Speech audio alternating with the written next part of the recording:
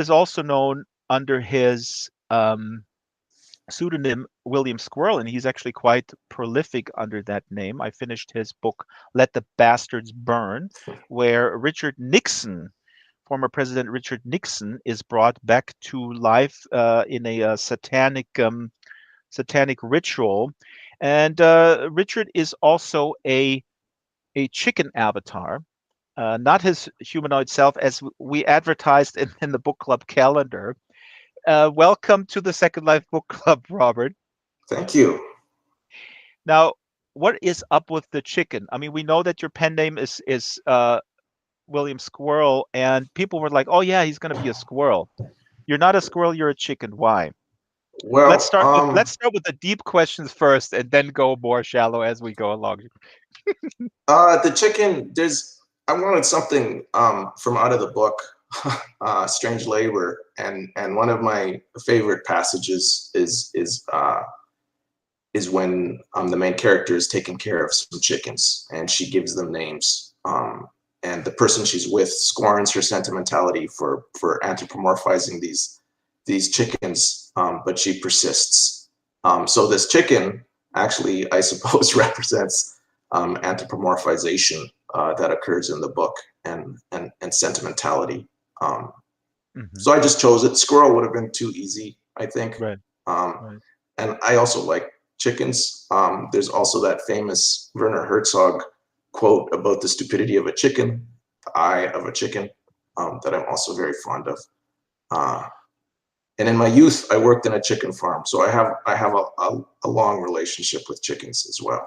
As sort of the intersection of industrialization and nature gives us this glorious beast. Right, that we then put in cages and we slaughter, and we'll talk about that. Maybe you and I are going to hang out in the furry club afterwards, because these are also anthropomorphic beings. My favorite.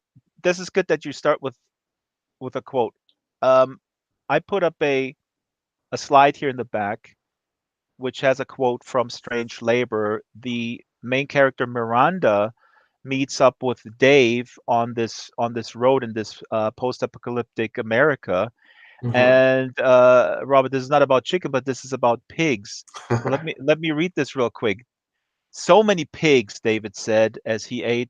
So many pigs running around America. Maybe not so many up here, but you should see what it's like in North Carolina. I swear someone down there went from farm to farm, opening all the gates, and they all ran free. Thousands, hundreds of thousands, millions. Lots of chickens too. Ah, there we go with the chickens. It's a paradise of sorts. Sleep outdoors, shoot a pig whenever you're hungry, because we're never going to run out of bullets either, are we? Pigs and bullets. That's our patrimony. Feral pigs, endless bullets, and baseball caps. Have you ever stopped to think how many baseball caps are out there in the stores and the homes? We'll never run out. Our inheritance, the never ending bounty of our civilization, and mattresses. Pigs, bullets, baseball caps, mattresses. Tampons, said Miranda. Dave laughed. So that's from Strange Labor. Uh, let's dive right in. What is Strange Labor? How would you describe this book? Very, Sort of a. yeah. What were you gonna say? I was gonna say sometimes I say do an elevator pitch just for shits and giggles, like where the elevator pitch. That's what they do in Hollywood. I've been told it's got to be 12 seconds or less. Yeah, I never constructed an elevator pitch for this, but the basic shtick is it's a post-scarcity, post-apocalyptic situation in which, for no apparent reason, the vast majority of humans have left the cities and the towns to start digging like these big labyrinthine earthworks in the countryside, and a handful of people are sort of left behind who don't understand why this is happening or even how it's happening, and they're forced to sort of construct their own existences within this environment. And so the narrative of the book is Miranda goes on a road trip from the East Coast, where she is of the United States when this occurs, to look for her parents, even though she's certain they've either joined these people she calls the diggers or have died. She feels obliged to go out and look for them. So it's a classic sort of American road story in that sense, just in a post-apocalyptic situation. Right, but it's I mean it's really really unique, and if the camera could pull back and cam around a little bit, because we tried to capture a little bit the feel of your book, and you mentioned almost everyone in America starts, for whatever reason, nobody knows, starts to join these diggers or become a digger, and they are digging these maze-like, labyrinth-like trenches and ditches, and they operate machinery, they operate fuel trucks, and people speculated, is this a virus? Is this aliens controlling them? What are they doing? And they basically work themselves to death. So we're here in the oh, I just see that the camera does not see the labyrinthian surrounding. I'm looking at my monitor, and I think on the stream we don't see these crazy structures around here. Um, because we see in world, we see actually those mazes uh, around the sky. So all the sky is obscured with maze-like structures that are moving around, and we try to um, uh, use that metaphor that you use up in the sky. So I hope we can remedy that in the stream. Now, what came to my mind when I read this, so the like I said, it's completely unique, and it the Rust Belt, I guess, where you live, and I want to ask you what the significance is um, today in our crisis of capitalism. But it the story is the pacing is very very different from other post-apocalyptic scenarios. And now actually on the stream we can see it. We can see it nice and clearly. We see those maze-like structures.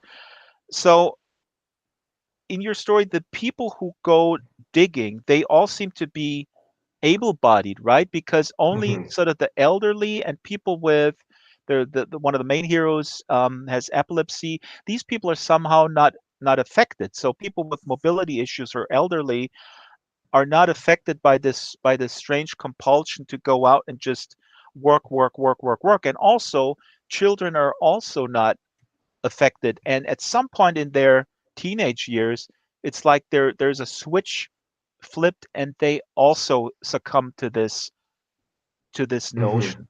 Um, it's yeah, I don't know what the question is. It's like, to me, it's like a puzzle. It's a puzzle, and I woke up in the morning like, what is Robert trying to say? Is this a huge allegory on our post-capitalist society? Is it a very specific commentary on mountaintop removal? Mountaintop removal is happening in the Appalachian Mountains. I'm throwing up a little slide here. If you're not familiar with strip mining or mountaintop removal mining, it is an abomination of extraction capitalism here, where beautiful mountains are being destroyed to get coal out of them. But Robert, did you have any specific thing in mind here that these people are suffering from, this compulsion to go to I work? I didn't, and it was very deliberate. I fought off the sort of the natural attempt to allegorize it as long as I could. So I didn't begin by trying to sort of lay out a formula or a thesis. I wasn't making a very clear argument about the nature of labor. I was just interested in how I'd experienced labor, what it felt like to watch people in an extractive economy in Western Pennsylvania work.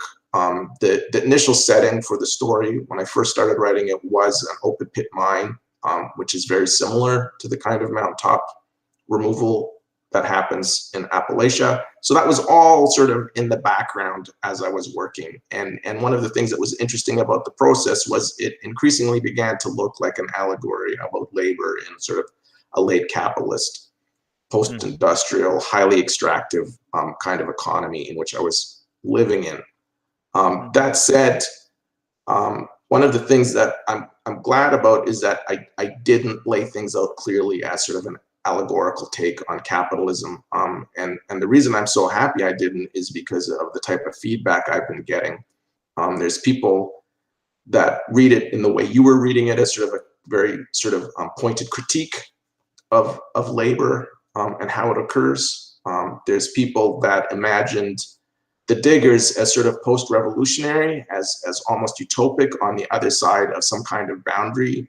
This idea, I think Zizek's talked about it, how the revolution won't look like you imagine it, and it might not be what you want. When it happens, there'll be sort of a conceptual gap between what we live now and what it looks like on the other side. And there's people who read it as sort of almost anti-communist in nature, that the Diggers represent sort of like collectivism, right? So one Wow, reader. this is unbelievable, Robert. This actually blows my mind. But as they have a plan to build a new world that is better than the old one. Who knows? We don't know.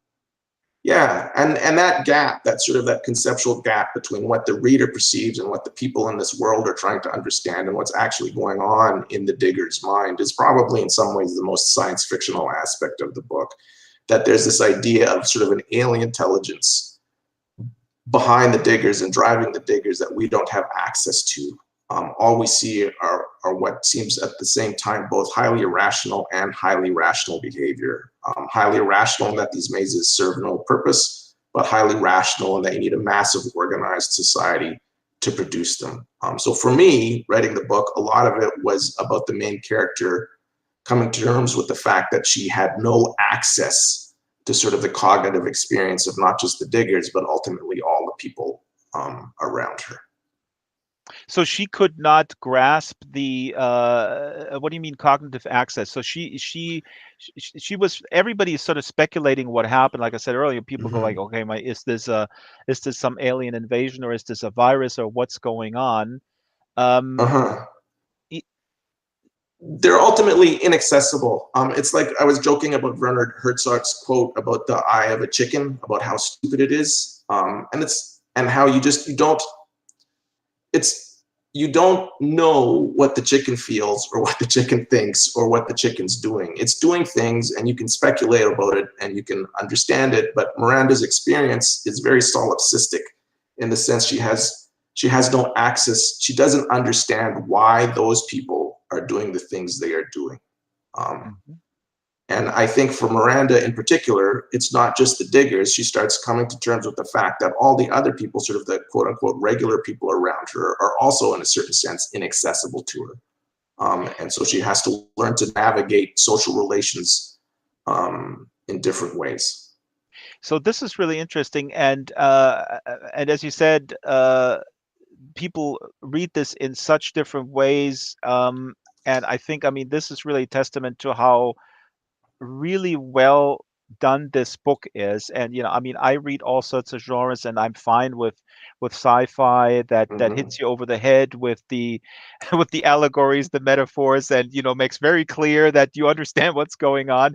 But I also love literary fiction. What some people hate that term. I like things that are very, very open. And CJ actually here in the chat says letting readers help with the world building is always a kick. But you go even much more beyond this world building, because it is just so open. I mean, it's pretty brave that you left it that open. And before the show, we just talked about my reading of the significance that the teenagers are not affected by this pull towards the Diggers. And I read this as, the beautiful, free roaming, imaginative childhood that then gets cut short by a very regimented world of, okay, you got to pick a job, you got to pick a career, are you going to get married or not?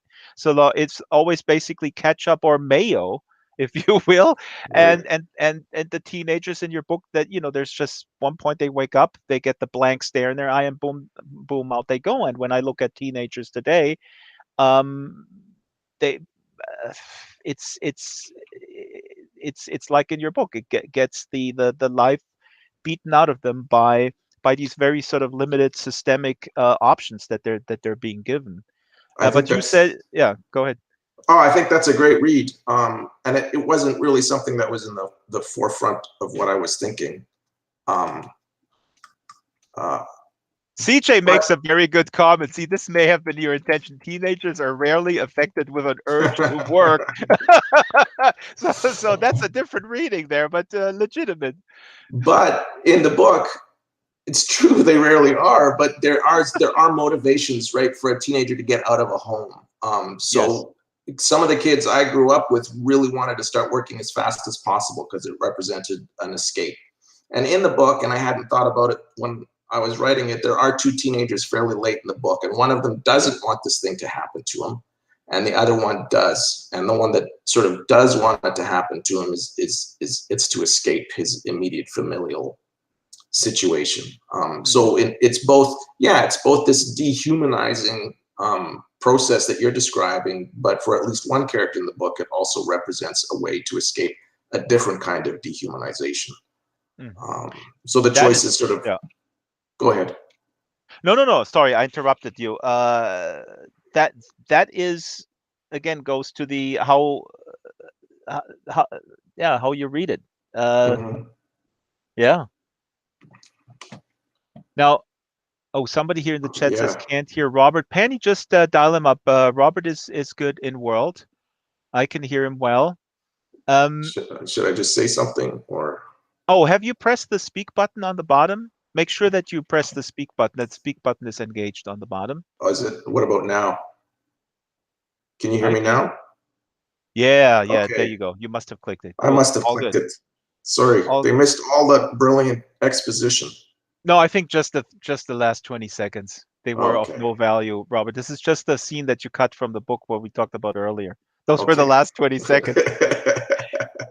If you're just tuning in, this is the Second Life Book Club, and our guest is Robert G. Penner, and we're sitting in um, a former industrial town, I guess, that is abandoned because industry moved on, the extraction industry, and uh, there are mazes all over the place, and we covered mountaintop removal a little bit, and I want to throw up a quick slide, and then I want to move on from there because the reason why I immediately thought about mountaintop removal was 10 years, 12 years ago, we did a project here in Second Life called the Virtual Mine, which was a piece together with a PBS documentary called Deep Down.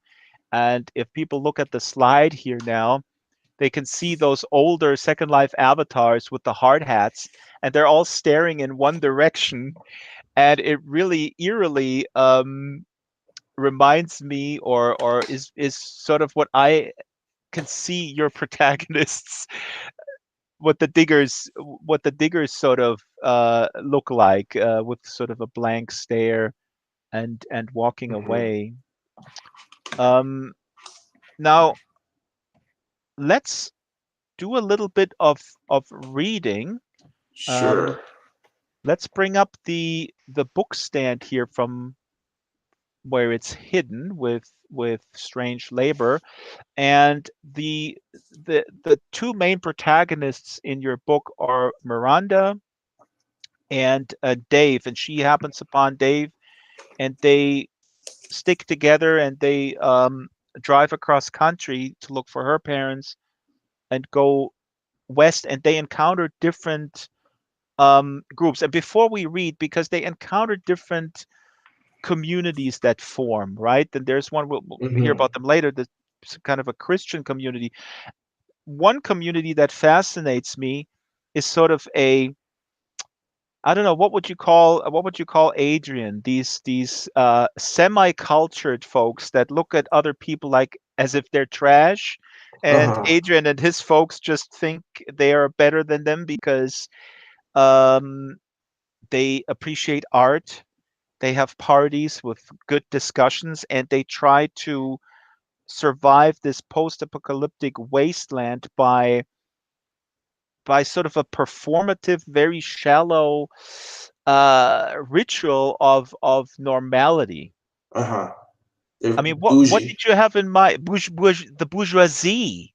The petty Well, bourgeoisie. yes and no. Yeah, but it's, I guess, bougie, right? Like, so in the United States, at least you can talk about people as being bougie, and you don't necessarily mean the classic category, right, from Marxism of the bourgeois, but you do mean someone who's got ambitions, cultural ambitions to live and be seen as bourgeois, even if they don't belong to that class themselves. I mean, obviously, in a Yeah. post-apocalyptic situation, the class categories have been wiped clean, but you still have these forms of But class they behavior. reassert themselves in a Hmm. weird way, as if they're, I mean, they're diggers in a way themselves. If you look at the diggers as, Right. oh, we reassert a structure that is sort of imprinted upon us and we're conditioned, and these guys go like, okay, this is our role. Our role Uh-huh. is the petty bourgeoisie in the suburbs who listen to classic hit radio and know all the Tchaikovsky themes and the Star Wars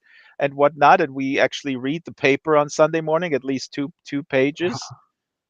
And in this situation, they also might have a lot more access to material goods they wouldn't have had in the past, right? So they can suddenly, because the city is empty, they can live in a nice condominium. They can have designer clothes. They can have things that they may not have even been able to have in a pre-apocalyptic situation, and continue living a fantasy um, that has persisted throughout their life.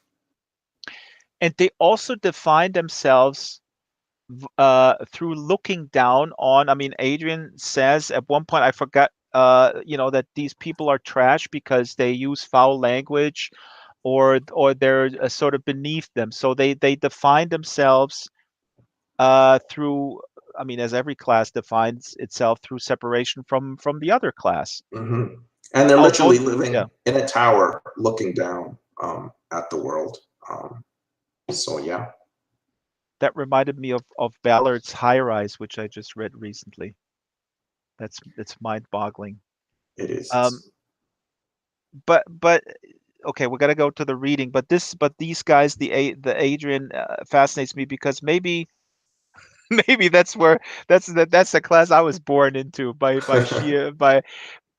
I mean, in my family, I can just see people like that who feel they are somehow more sophisticated because there is a certain decorum, a certain ritual of eating a certain way, of talking about always sort of the whatever the exhibit du jour is in the city that they live. Uh-huh. Very sort of, and that makes me a snob. Somebody here in the chat says they're snobs. Alfonso says they're snobs. I don't know if they're snobs. Sometimes I Uh-huh. feel when I meet these people in my family, I feel I'm the snob because Uh-huh. I reject sort of the they would, for example, go to a classical concert of where they play the highlights of Hollywood theme songs, for example. Uh-huh. And I think that's terrible. I mean, I hate. I mean, this. I mean, this is just my personal preference, but I think for them I come across as a snob. So, but they push downwards towards other people. So Mhm. I don't know. It's fascinating. Yeah, and Yeah. it's also they're easy to mock, but they also, I feel like there's a genuine pleasure in those things they do. It's not purely performative. They do extract real pleasure from their own performances, from music, from art, and so on. And I should also, I mean, point out that they're maybe the market for my book as well. Oh, then we And don't want to bitch about them too much. right, but it's also me as a writer, as a petty bourgeois writer. I mean, that's my milieu as well. We can bitch about them all you want. I'm happy to bitch about them. Okay, I just Robert, like then the we got ironies. okay, when the lockdown is over, I'll invite you to a super special concert where they play the Star Wars theme with a 200-piece orchestra, and then we sip champagne Uh-huh. in the break, and then we feel incredibly sophisticated. Let's do this. All right, No, visceral snobbishness. no, but you're making a really good point because I think the way I'm describing it is somewhat condescending, I realize, and everybody in the book, even these guys and then the Christian guys, they're all struggling with the reality of what is happening, and uh, they're not mean spirited or Hmm. there is a certain kindness about them.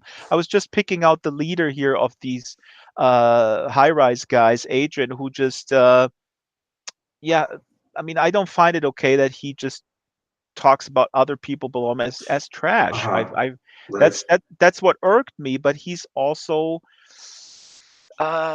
there's also some kindness about him. I mean, he feels bringing in people and reestablishing normalcy. This is incredibly relevant now in the pandemic time as well, I think, Mhm. because he is obsessed with establishing normalcy through these rituals of drinking well, being dressed Right. well, and so that it's a legitimate. I mean, I don't want to mock that too much. Hmm. But he's not. I mean, he is probably the least likable person in the book. Ultimately, I should think, at least for me. Um, Okay, so let's then. Well, I got you to admit that the people that might buy your book you don't like, so that's good. We'll clip that. um, no, but let's read and set it up briefly for us. So I think this is Miranda and Dave. They're on the road with the truck, yeah. and what is happening? So they're just on the road. They're both pretty depressed because things are getting sort of grimmer and darker. There's less and less hope for sort of a meaningful life, but they're still enjoying each other's company. And Dave goes on a long rant about what he imagines their post-apocalyptic situation to be. And in some ways, it's the antithesis. Dave's rant is the antithesis of what my goal is in the book. So he lays out a sequence of essentially sort of post-apocalyptic cliches, and then Miranda responds to them. All Mhm. right. Miranda's vision inspired Dave to start spinning stories about what he called their post-apocalyptic situation. He didn't call them stories. He would wink at Miranda when she called them lies. Dave preferred the term proofs because he imagined himself in an argument with Miranda about how radical the break between the present and the past was. It was an impressive catalog of human types he had invented, and he would run through it while Miranda drove, while he cooked them their suppers, while they shared a drink and a toke in the evening. Skulls on stakes, he would say, and Caucasian dudes with beards cutting themselves up with razor blades before they went to war with each other. Terrorists and prophets and troubadours, refugee encampments and convoys of cheerful daydreaming enthusiasts driving up to Canada, the Great White Hope, where they said there was still electricity, plumbing, vaccinations, pension plans, universities, and science.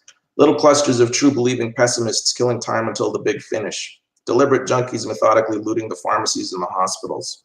Angry patriotic dads with assault rifles and RVs and water purifying systems trying to keep their depressed pill popping wives and illiterate pyromaniac children in line with Bible verses and ritual promises, and the constant rumbling subliminal threat of their suicide murder, Abraham begat Isaac prayer noise, bandit chuffers, survival heads, hippie dirtbags, glory singers, Nazi baby farmers, zucchini planters, murder Christians, might as well be Christians, love Christians, happy Christians, suburban get-alongers, philosophical nihilists, practical nihilists, schmilist nihilists, dog walkers, nature zealots, sewer troglodytes, hospital zombies, color purple homesteaders, weed people, poppy people, meth people, shazbots, scarecrows, acid splashers, good cannibals, bad cannibals, cannibal cannibals. And on he went, populating the whole empty span of his imaginary post-America. But she remained unconvinced. So one day, while he was stewing some rhubarb he'd harvested from the corner of a farmhouse, he told her about these guys called the White Wolves, bikers from the South, from Louisiana, East Texas, who came up north every summer, looting the petty bourgeois settlements and condominium fortresses and the gated Jerusalems alike. Long beards, eyes like weeping sores, yellow teeth. They burned it all down, like what happened in Cleveland with those assholes, those Nazi assholes in Cleveland. They burned the few remaining stands of civility and decorum down to the ground. In the winter, they would head south into Mexico, and in the summer, come raging up the Mississippi, up over the Appalachians, to cut the ears off people for their Mardi Gras necklaces and fly bloody scalps from the aerials on the back of their bikes. He met this guy they had attacked. They ran him off the road, shattered his window, and reached in to get at his ears and his hair. Then they left him strapped into the car and rode away. When he healed up, the guy looked like a peeled grapefruit. Like a peeled grapefruit, Dave repeated. In Indiana, he'd come across a kumbaya camp they'd raided, mostly just bits and pieces left, but a couple of mangled women still alive. Moaning, Dave said. They were moaning. He told her these stories and more, so many more, but she was bored. She felt like she'd heard it all before. She was drinking a Chateau Poncenac, which Dave had found in an unexpected small-town wine store and insisted was top-shelf big city swill. She drank it straight from the bottle and finished a joint while she stared out across the empty fields of weeds and saplings where wheat and canola and flax once grew. All she could think of while he tried to horrify her was how good a crumble would be on that rhubarb and some ice cream. But when Dave finally paused and stared at her, eyebrows raised as they were whenever he felt he'd won an argument or at least scored some points, she felt like she should respond. Well, Dave, she said, there's nothing post-apocalyptic about violent men getting what they want. There is nothing post-apocalyptic about violent men getting what they want, Dave. So this is Robert Penner reading from Strange Labor. Thank you, Robert. This was exquisite and catching really the mood here. So they're driving around and they're waking up to this reality, and Dave is making sense of the reality by stringing together, I guess, like you said, the post-apocalyptic cliches that we're all That's sort of right. inundated with. I mean, did you make a list before you wrote this book about stuff that you had to avoid? No, I didn't. The reason I wrote the book was my partner, Nicole, said I should. And I'd written a short story I couldn't get published that she quite liked. And she had specific requirements for what she wanted from the book. She wanted a post-apocalyptic story, but she was tired of like heaps of violence and rape and exploitation. So I had to write one for her that was at least limited in terms of the sorts of violence that were imposed on people. So that was my logic going in, was, well, how can I write sort of like a more sort of quotidian and day-to-day and sort of low-key apocalyptic moment. And so the list, I guess, emerged just from all the things I was trying to avoid. Although, to be fair, some of it does creep into the text. It's not entirely free of violence or at least hints of violence. But I was trying to avoid sort of making it too sort of Cormac McCarthy, right? It's like, I guess it's like an anti-Cormac McCarthy. That's what it is. Oh my God. You know, I was thinking Octavia Butler, The Parable of the Sower, but there's also I mean, this is, I think there's similar vibes there, but now as you explain how this came about, that you actually had sort of a reader that requested a certain I don't know, approach or aesthetic, and then you complied with it. That totally makes sense to me. I mean, it's my hat is off to you, but I don't have a hat. You did accomplish this, and you know, this quote here. There is nothing post-apocalyptic about violent men getting what they want. I'm going to throw up a little slide, because this is another quick excerpt here that goes along those lines, where you just weave this stuff in here brilliantly. This is an interaction between the artist Eli, who was sort of or who left this high rise sort of art appreciating group that we talked about earlier, under the very regimented leader Adrian, who wanted nobody to use the F word and smoke weed. Weed is also a no-no. And Eli was this three-wheeling artist, and he left, and he has this interaction with Miranda. Eli said, "It is something to do. Not that I'm bored. I just like it. I like the process. I like paying attention to something." He's talking about art and making things, thinking about it. It's a hobby, I suppose, like what those folks up at the tower have. Miranda says they don't have hobbies. Those folks have art and culture and principles. Eli laughed. "They're getting under your skin already." "I suppose they are," said Miranda. "I don't know why. They're harmless." "Nobody is harmless," said Eli, "especially not nobodies with principles." I mean, this is really, Robert, this is just brilliant. This is stuff where I just walk the dog for a half hour, and I can think about this for a half hour. So Slavoj Žižek, interestingly enough, we talked about him before you even came in World. He would be proud of you. I think Slavoj, you should send him this book. Yeah. Well, he's not safe though. Who knows what he would make of it? That would be actually an interesting take. We have one more reading, and this is where Miranda and Dave. Oh, wait, I hastened here through a bunch of interesting comments in the local chat. Stranger says he said this earlier about the diggers, and we were talking about snobs, and CJ said fiddling while Rome burns, and Stranger says, and those who had previously been the actual elites are presumably now out there among the diggers. So Hmm. this is interesting because the diggers, like I said earlier, it affects able-bodied people. Is that a correct read? The one of the early reviews talked about sort of neurotypicality or neurodivergence. So in the Ah, book, it seems fairly clear that it's a neurological issue, insofar as you can say it is this or it is that. And so people with sort of neurological disabilities or who aren't typical are affected at least differently than the rest of the population. Um, well, but the so if neurodivergent people are not, if they are not being drawn to the digging. So my reading, that's of right. course, is that neurodivergent people are they have actually a built-in they're vaccinated automatically against a virus Hmm. that makes you destroy yourself through the capitalist process. Yeah, I mean that's how it plays out. It wasn't my the in terms of sort of imagining the text, the maze digging came before any sort of attempt to think about an explanation or a process. So I wasn't like trying to set up a claim about neurodivergence or anything like that. It's just kind of what happened. And so what the audience member kind of pointed to was there's sort of an ambivalence to the people that are left behind. It's is it a curse or a blessing to be left behind? And so that's one of the tensions that's running through the book too, is that it's actually quite neutral in an objective sense. But you're living this experience, so you have to decide, well, should I think of this as a curse or a blessing or so on? And so with the religious people in particular, it's interpreted sort of biblical or Christian terms. Hmm. Yeah, like we established, I mean, again, the reading could be this could be post-revolutionaries, or these could be people that are caught in bullshit jobs.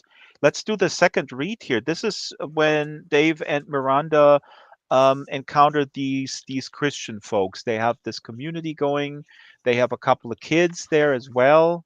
The Mm-hmm. kids seem nice. They have a doctor. I don't want to, spoiler alert. Doc Smitty is not a real doctor. He is a chiropractor from Boise. Yeah. So I mean, you make do with what you have in this That's right. post-apocalyptic world. All Okay, right. so Miranda's just arrived, and she's sort of sussing out the environment, and this is her beginning to make sense of sort of the social relations she's found herself thrust among. Uh, and the head cheese, his name is Albert. Albert sat at the head of the table and said grace. Miranda stared at all the bent heads and calm faces. When her gaze fell on Albert, he was staring back at her. And when it is ours to pass from time to eternity, his blue eyes were pushed deep into their sockets. Own us and crown us heirs to thy kingdom. These favors and blessings we ask in the name of Christ, our great Redeemer. Amen. The shuffle of chairs and the clatter of cutlery broke their gaze. So are there still those, Miranda, Albert's voice cut through the murmur of conversation, who believe this visitation is not the punishment of God? You mean out there in the world? She spooned some boiled potatoes onto her plate. Or are you really only asking about me? Both, said Albert. Most of the folks I met figured some sort of alien intelligence came down from outer space and possessed everyone. She passed the potatoes to Ralph. Albert snorted. Government mind control experiments gone wrong is always popular, too, she continued. Mass hysteria. A few optimists are still arguing its evolution. Dave was convinced it was viral. He decided that anyways. Pretty recently, he'd narrowed it down to a mutation in either the Epstein-Barr or the virus pregnant women get from cat litter. And you? Albert asked. Me? I think people talk a lot of shit. Pass the butter, please. They prayed and sang together every morning, every evening, and before meals. Albert read Bible verses to them and talked a lot of cheerful banalities about social harmony. There were a dozen more or less functional adults and teenagers, the same number of kids, and about twice as many people in need of constant care in the shed they called the hospital. There was a big vegetable garden at the bottom of the hill, clothes to be cleaned and mended, meals to be cooked, children to be taught, so there was plenty for the women to do. The 7 women and Miranda slept together at the back of one of the big steel sheds. Albert and Doc Smitty and the boys had cots in the admin building. Tall, ragged Pete came and went, never speaking unless he was spoken to. And there were services, endless services, both planned and spontaneous, with the usual singing and praying and sermons and essays and assorted discourse on the importance of spiritual hygiene, mental cleanliness, purity of thought and conduct. The children especially were prayed over and blessed and celebrated. Sometimes these ceremonies broke down into a chaos of hosannas and hallelujahs, and the names of saints and angels were evoked along with the Father, Son, and Holy Ghost. People would fall into each other's arms, twitching and foaming. Eyes would roll. There would be weeping and laughter, guttural barks, slurred vowels and staccato consonants, endless, incomprehensible shouts. In the center of the storm was Albert, always Albert, a Jupiter with his many staggered and various moons in orbit, his gravity holding them in thrall, his gaze holding them in their circulations, his words battering them like a great wind, pushing them and pulling them, threatening to tear them apart entirely, threatening to destroy them entirely, threatening total ecstasy, threatening them with a future of endless circulations, endless spinning, endless energy. Miranda would always slip away from these outbursts of Pentecostal enthusiasm and find some quiet work to do. There was always work to do, although for the women at least, it was not very interesting work. It was Edna who organized the work for the women. It was Edna who ran things in the kitchen and on the ward. She was in her 50s, short and heavy, strong. Sarah, you take Miranda out to the garden today and harvest those potatoes. Shannon, hem the sheets. Alice, bedpans. Janice and Beverly, those ovens need to be cleaned. All right, girls, bedtime. She would stand beside Albert during the worship service, and sometimes he would let her lead them in long, rambling prayers that seemed excessively concerned with righteousness. Edna, Sarah whispered to Miranda, is the only woman here Albert's never tried to fuck.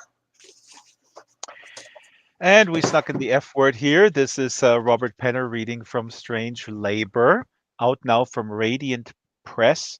And this is this religious community. Again, people who are somewhat dogmatic, but well-meaning and trying to struggling with the reality. I'm just throwing up this quote here because I find it so funny. This is an interaction where Miranda is going to Doc Smitty in this religious community, and Doc Smitty says, "Without God, it's over, Miranda. It's all over." His blue eyes were watering. "What's over? Humanity." "That's only a word, Doc. You're getting yourself all worked up over a word." When Miranda mentioned the headaches and the aspirin to Sarah, Sarah said, "You know Doc Smitty's not a real doctor." "What do you mean?" "He's just a chiropractor from Boise." "Shit," said Miranda. "That's worse than useless." Thank you for reading, Robert. No problem. This is so awesome. Now, where do you live in America for our non-North American audience? Do you live in the Rust Belt or do you live in the Bible Belt? Follow-up question, is there a difference? And follow-up question, how does that influence how you look at constructing this book and some of your other stories? I live in Western Pennsylvania, so about an hour east of Pittsburgh. So it's the heart of, it's sort of Appalachia and the Rust Belt. It's all coal mining here, or it was once. Now it's fracking. So it's the vast majority of the industry is extractive, and it's also very religious. So there's a ton of churches in town. Obviously, I mean, there's a correlation in some ways between the type of work people do and their spirituality. My own experience with religion isn't Bible Belt per se. I'm Canadian, and I'm from southern Manitoba. I'm a southern Manitoba Mennonite, and so in the 40s and 50s and 60s, evangelical Christianity began to influence those Manitoban Mennonite communities. north of the border. So my experience of evangelical Christianity is via that. It's sort of mediated through that Mennonite experience. But these are all very fluid, overlapping sort of dynamics. So what I'm writing about in the religious section is more my experience growing up with evangelical Christianity than it is my experience in Western PA. But they're very similar sort of forms and structures to the way that evangelicalism gets sort of communicated and expressed. Do you see, and we talked before when we first booked for this book club, and I just finished today Yellow Springs, and I think we have a link here, which you didn't tell me about. Um, that's an amazing book. I mean, sorry, I was just trying to get the link here. Oh yeah, here's the link.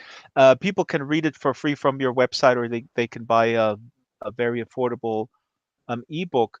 And there is religious themes in there too, but religion used in a way to really obscure obscure class differences and exploit people in the context of this book. So that's kind of where my question was coming from.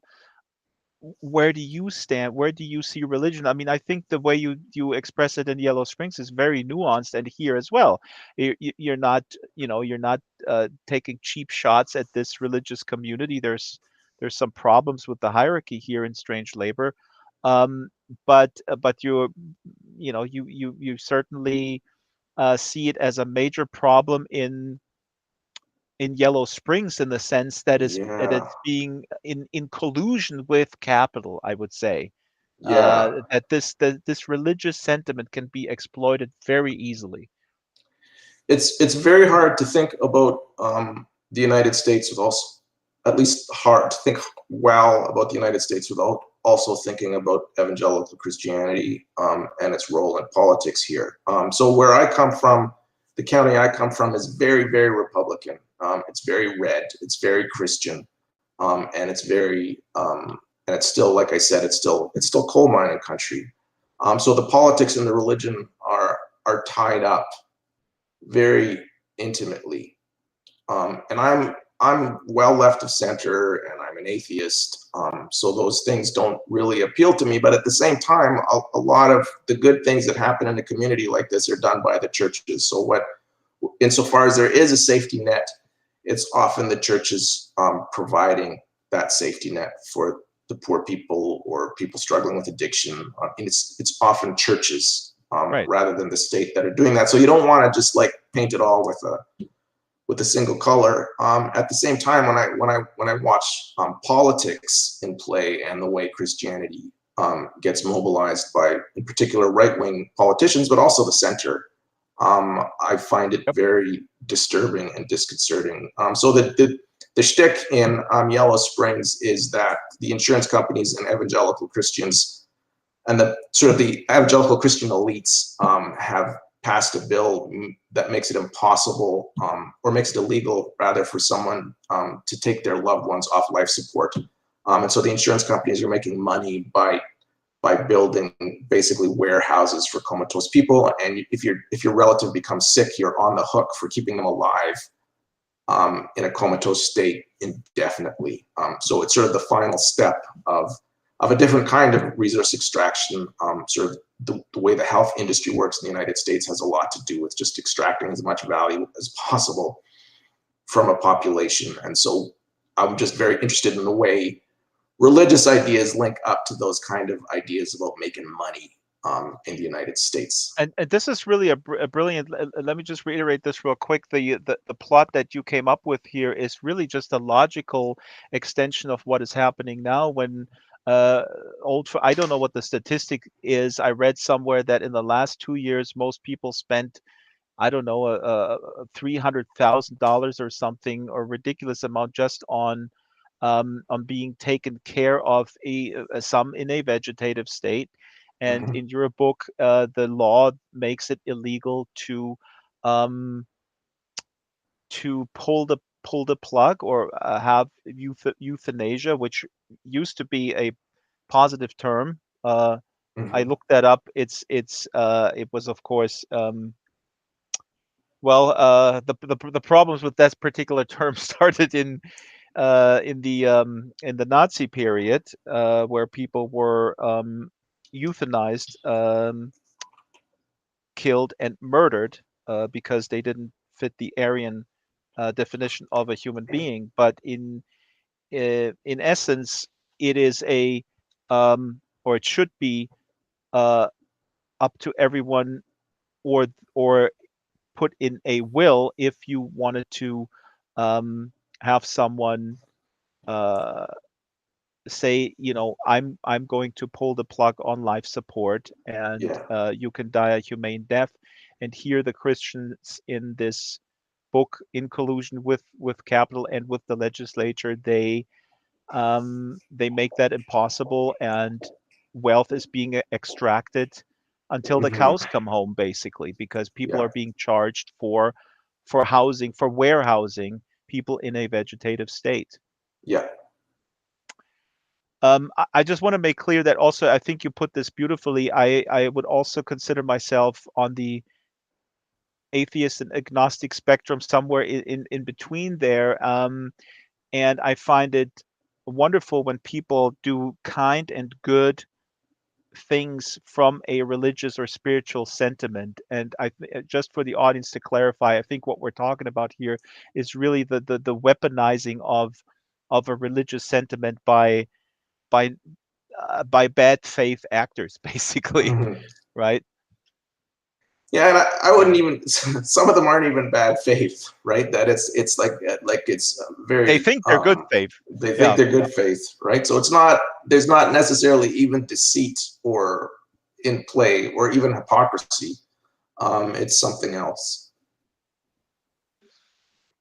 Yellow Springs, I want to recommend this again, and it's free to download. This was very dear to my heart, as my friends know, and I'm open about this. My mother passed away over 30 years ago at a very young age, and she was in a vegetative state for a few days, and my father had to make the tough decision to pull the plug. And that was not a big issue here in Germany, but it's getting increasingly, like it's expressed here in the chat. It's a form of weaponizing scare tactics here, and yeah. Now, um, let's talk about how much time. Oh, wow, the time moves on so fast, and I want to talk about bastards. So we talked about earlier. You have an incredibly broad range, and by the way, the slide here in the back is me reading Yellow Springs on my e-reader while I'm walking the dog. Okay, so people going like, what kind of slide is up there in the back? Now, Let the Bastards Burn is the third book that I read, and it shows the incredible breadth that you have. So Robert, this is basically a show where we pay you all sorts of compliments Yeah, it's. I could get used to it. nonstop. Yeah. Can you take these compliments to the bank and turn them into dollars? Actually, before we go to bastards, the how is the business model of online magazines? This is something that I don't quite understand, because you publish also. Yellow Springs is for free. You Uh-huh. publish a lot in magazines. There is a wonderful website, Daily Science Fiction. You publish there. How do people survive who write short stories and publish them online? And as a matter of fact, here on the table is your Big Echo anthology. Big Echo is another venture of yours, and I think it closed down. It started in 2016. Uh-huh. You published interviews. Oh, here, 2017 to 2020. There's an anthology out in print now that people can buy. The interviews you can download, and it's still up there, bigecho.org. How do you or other people um, in this world survive by basically giving away wonderful imaginative ideas for free? I don't understand it. Well, you can't. You have to have another form of income. There's I off the top of my head, I can't think of anyone who would make money just from short form science fiction. For instance, there's just not a market for it. Um, so I don't know what's going to Yeah, but happen in the as future. much as I love, for example, this daily science fiction, I put up this slide here. Daily Science Fiction is a wonderful website. It's really cool. There's like a transporter button. You click on it, it puts you, it throws you to a random story. I mean, it's just the amount of of imagination that is displayed on this one website. It is just And they amazing. pay. Okay. Daily science fiction actually pays a good coin. So if it's flash fiction. I mean, they pay for word per word, so you can't get very much, but they're very generous. I have no idea how they get their money, but they Okay. are very generous. So there's a whole range of journals out there. Something like Big Echo, we were never going to pay. We just can't make any money, and we're not in it for the money. We just wanted to see what would happen. It was sort of a punk rock ethos of let's just see what happens if we do this. So for me, most of the time, I think about it just as open mic night. You get up there and share what you're doing, Mhm. and hopefully, I think for most writers, if you can get an agent and a good publisher, you can make some money from novels. But even that, there's not a lot of money in it. I was just thinking if people and here on the table, these are actually for sale too. They have them on Amazon and elsewhere. Dark Lane is an anthology here, and then Bastion. We have here on the table. These are some publications where you are published, and there's another one, 200 cc's year one, and several others. I just put those out that were not familiar to me, and did not put out the usual suspects, the Uh-huh. Asimov magazine and Locus and stuff like that. Couple of slides here from Big Echo in the back. I mean, it's really wonderful. So you just decided to, well, no pun intended, to pull the plug last year. Yeah, I'm not. It's hard for me to. I'm not a good editor in the sense that I have no interest in shaping someone's voice. So it. I enjoyed the work. I enjoyed reading the material. I especially enjoyed the interviews. But I'm not an editor. I'm not like a super technical writer or anything like that. So basically, for a few years, we just ran what I just called an open stage, open mic. Well, not quite open. We did. I mean, we did some gatekeeping, Hmm. but it was just purely for pleasure. And in fact, the guy that you complimented earlier about the cover of the book, Paul Clausen, he's actually, I started Big Echo with him. He was the guy that does all the tech stuff Ah. for Big Echo. He's a graphic designer from Western Canada. So Oh, we somebody just, please look him up and put a link here in the local chat. We're going to collect all these links because the cover is, I think the cover is quite brilliant. Yeah. oh yeah, I love it. I love it. And he's been a friend for a long time, and we just decided I'd moved to Western Pennsylvania, and it was just something we could do to stay in touch. Was, well, let's just do a science fiction e-zine, and it worked out very well. So it was pure pleasure. I mean, the whole time, but it also takes a certain amount of emotional energy that I wanted to put into other things. So we just said, let's call it quits. Um, Absolutely. This can be quite a grind. I have the slide here up, number 13, the avant-garde issue with a wonderful story, The Three Stigmata of Peter Thiel. That oh, I love title that. alone is just absolutely brilliant. And here also a story with the title, The Day the Computer Wrote a Novel. Uh-huh. Um, and I have another slide, some um, actually a story by you on the side of the wall here in mural form. It's a story called Z Rats, and you can actually, there are big panels here on the side, and you can read it here in World. And then we have some random things here on the side. We have Das Kapital, the German version. I'm reading it right now here in this version. This is the simplified version by Julian Borchardt that came out in 1919. We got the Illuminados trilogy by Robert Shear and Robert Anton Wilson. We have a picture of Grupo Sportivo Mexican Radio. Now, why I put all this stuff has to do with Robert. You have to dive deep into his work to You understand. sure There- do.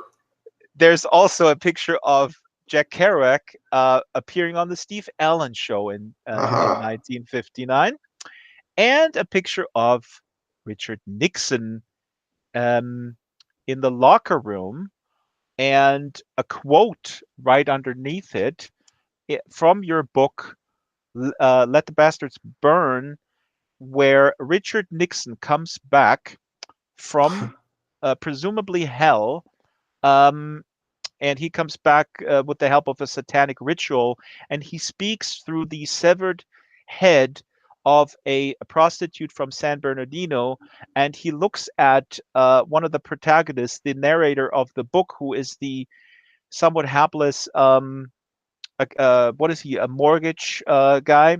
Yeah, some bank guy. Uh, no, no, no, but Frankie, not the. I'm not talking about Fritz. Yeah. Frankie works as like a mortgage officer in a bank, Right. so it's set Fra- right during the savings and loan crisis.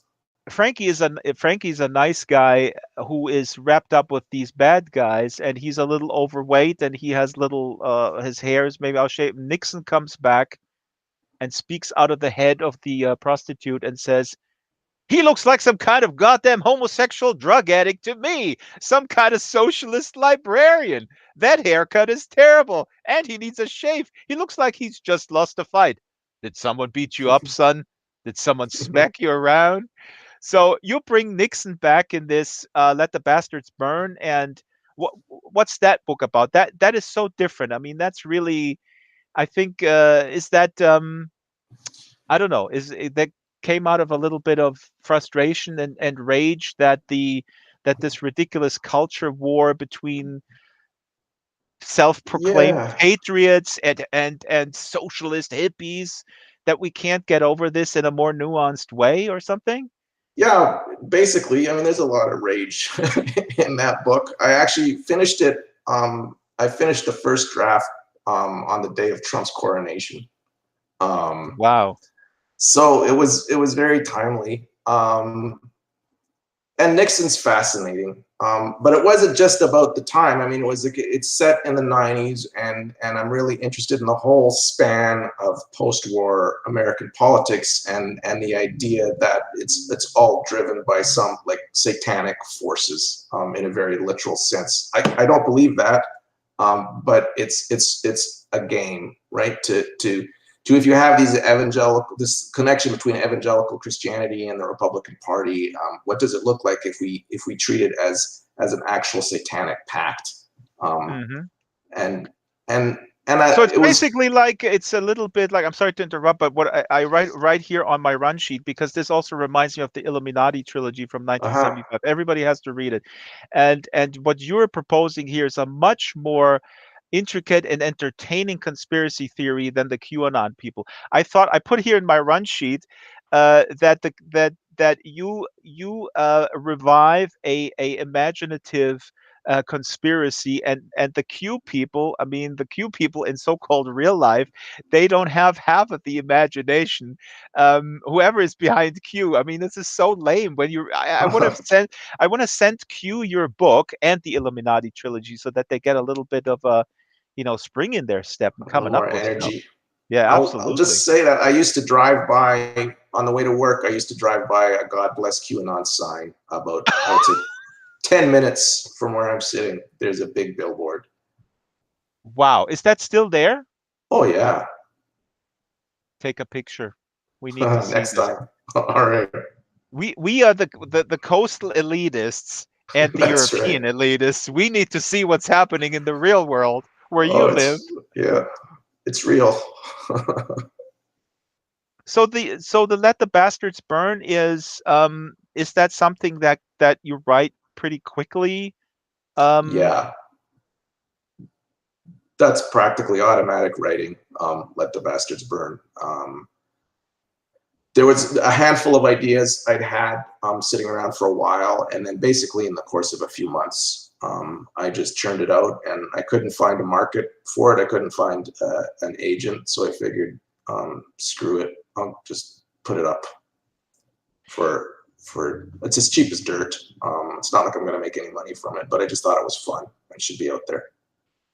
It is really super fun. It really reminds, and I want to make clear that I didn't say this like, oh, you this goes. I mean, it shows that you wrote this in one sitting. That's it's really not that good. No, no, I'm impressed with this book, especially in connection with your other work, that you can churn something like this out that is so wonderfully fast paced, has these quirky characters, these uh I don't know, what do you call them? I mean, not cheap criminals. I mean, they were uh working for Nixon, doing stuff off the Uh-huh. books. I mean, but these characters are just they're just awesome. I have one slide here. We're over time, but I got to read this here. This is this guy Vince, who was one of the henchmen of Nixon, doing dirty work with this other guy Fritz. And here the main character Frankie is threatened by Vincent, but he grabs Vincent's gun. And again, he's the mortgage guy working behind a desk, and he is all of a sudden finds himself in these criminal waters. And here he says, it didn't really matter to Vincent what I had clearly never that I never clearly held a gun before, let alone fired one in anger. It didn't matter that I was obviously disoriented and terrified. It didn't matter what I that I was Fritz's retarded nephew, that I was a fat, harmless fairy. What mattered was he was fried on weed, whiskey, rage, and various other assortables. What mattered was the 60s. Martin Luther King Jr., that communist bastard, all those feminist bra burning dykes, the Vietnam War, Air America, Black Power, secret bombings, unofficial killings, Watergate, OPEC, that soft Christian faggot Jimmy Carter, the Iran Contra affair, the whole decades long train wreck of American foreign and domestic policy, which depended on sociopathic redneck spooks like Vince to fight a dirty war against pinkos and hippies and homosexuals and women libbers at home and the whole rest of the world away from it. What mattered is that I was a slightly overweight Converse wearing suburban looking white dude in a Minor Threat t shirt with hair in my eyes. And of course, that I had been holding his gun. So this Wow. is the long simmering stuff. And people outside of America, I mean, my German part of my family, they look at the Trump phenomenon and they all say, well, how did this happen? I don't understand. Everybody got along so well. But I mean, to anybody who is investigating just a little bit of this division, this is a long simmering uh, Oh yeah, culture war that is just going up and down and up and down. that's right. I could tell you stories. Well, you're here to tell us stories. Tell us That's right. one. We can wrap up with one story, otherwise I'll get booted here. Oh, we have to Nah. wrap. Let me. Um. We'll do it in the post game. We'll do it in the post Okay. game. The producer just told me we got to wrap it up because the connection is a little wonky. Robert, this was absolutely wonderful. There's something in there for everybody. We talked before. Robert is the Frank Zappa of writing. There's something for everyone. There's weird, there is contemplative, there's accessible, there is critical, and there is just pure fun. Robert, thank you so much for coming. Are you going to be back? Maybe. Oh, sure. This is fantastic. I love it. What you guys have done. I just can't believe the amount of work that got put into this strange labor. This is literally strange labor, but the good thing is we don't have hobbies, but we're also not nobodies. um, yeah, and we'll stick around till the bottom of the hour. I want to thank the team. The Second Life Book Club is every Wednesday, 12 o'clock. 12 o'clock Pacific time, which is SLT, 8 o'clock GMT. And the team consists of the producers. The show is produced by Strawberry Linden, Shyla the Super Gecko, and myself. Location manager, master builder, Ruby.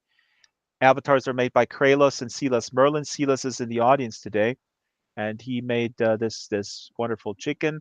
Special Yeah. thanks to Marianne McCann, AJ McDowell, Arden Schwartzman, Brett Linden, Patch Linden, Theanine, and of course all the moles over at Linden Labs. Sometimes we have some moles here secretly doing security stuff. That's why we didn't get grieved today, I guess. Please find the links to the calendar, the Discord, and the Flickr on the sandwich boards. They're scattered around the islands. We're going to get another island. We don't have one yet, but we'll get one next week. To recommend authors, share ideas, and critique, please contact us. The email is slbookclub@draxtor.com, or you can contact a new avatar, Jared the Bot. You may remember him from Simon's appearance, and that's Jared Bot is his avatar name. Lastly, please tip our volunteer staff. There is a tip jar here in the front, and I mean, Ruby did a spectacular job visualizing Strange Labor here today. Thank you, Ruby. Amazing. Please spread the word to book lovers all over the grid. And lastly, let me see if I have the screen here. Yes. Next week is Sam J. Miller. I'm reading his first novel, The Art of Starving, which is completely amazing. And he has a new book out. I don't even know if it's out yet. I have an advanced review copy, but Sam J. Miller is an amazing author. So please come and discover him together with me next Wednesday, 12 o'clock, right here on the Second Life